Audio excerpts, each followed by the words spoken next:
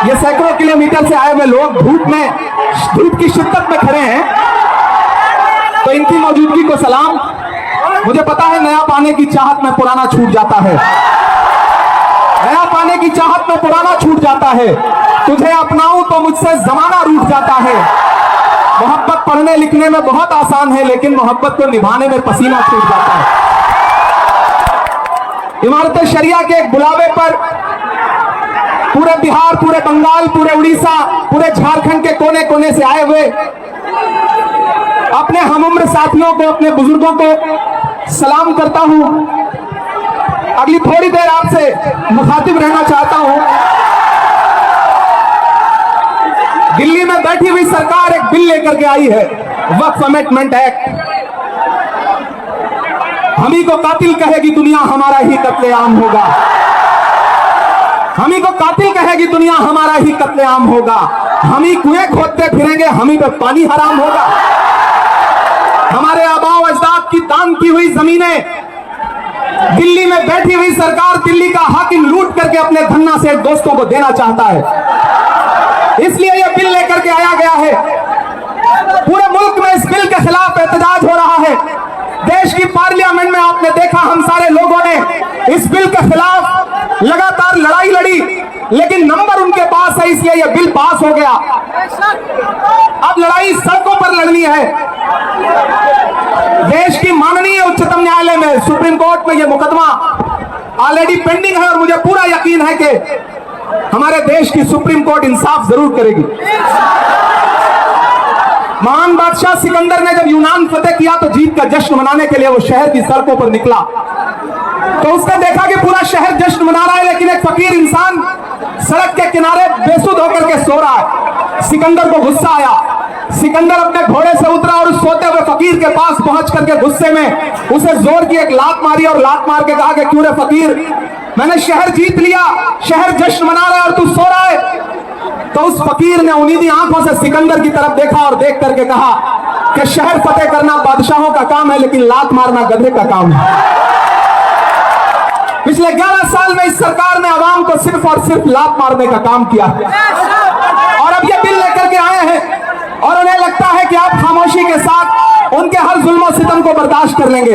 हमें पता है नहीं करेंगे, नहीं करेंगे ना, नहीं करेंगे ना। आपकी यहाँ मौजूदगी इस बात की गवाह है। मुझे पता है धूप बहुत ज्यादा है, इसलिए हजारों की तादाद में लोग दरख्तों के नीचे किनारे बैठे हुए हैं, वो बीच में नहीं आए, लेकिन फिर भी आज पूरा पटना, पूरा बिहार जाम हो चुका है। लोग लाखों की तादाद में घर से निकल करके आए हैं। मैं सलाम करता हूं आपकी जिंदा दिली को, आपकी मोहब्बत को। फैसल रहमानी साहब के एक बुलावे पर मैं उनको भी सलाम कर रहा हूं। ये जो नई नस्ल है, ये पानी की तरफ बह रही है।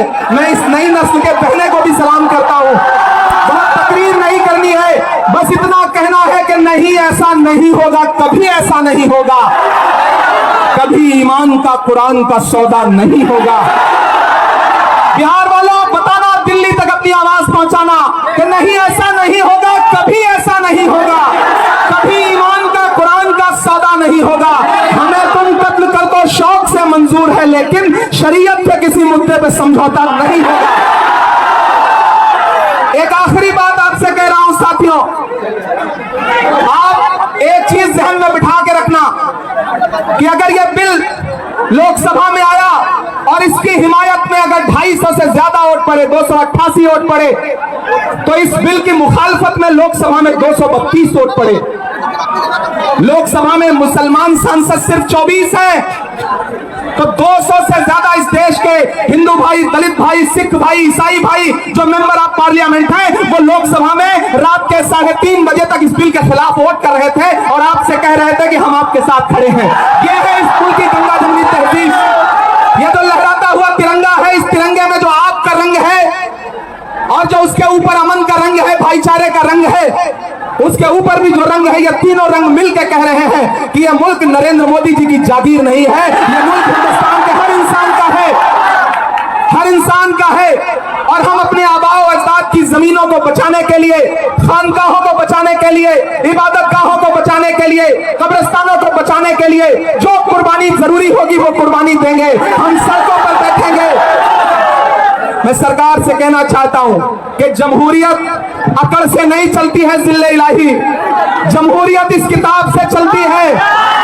यह जो संविधान है जिसे डॉक्टर बाबा साहब अंबेडकर ने अपने खून पसीने से लिखा था, इस किताब से मुल्क चलेगा, किसी की अकड़ और जिद से नहीं चलेगा। नरेंद्र मोदी जी, आपको यह समझना पड़ेगा कि आप हमारी हिमायत में जो बिल लेके आए हैं, हमें पता है वो हमारी हिमायत नहीं बल्कि हमें बर्बादी का सामान लेकर के आए हैं। आपकी साजिश हम समझते हैं, आपकी मंशा हम समझते हैं और हम इस बिल के खिलाफ खड़े हैं। आज यहाँ पटना के ऐतिहासिक गांधी मैदान में बस इतना कह के जा रहा हूं, वक्त बहुत कम है, बोलने वाले बहुत ज्यादा हैं। बस इतना कह के जा रहा हूं कि हम आतिशे सोजा में भी हक बात कहेंगे, कुंदन की तरह दहर में ताबिंदा रहेंगे।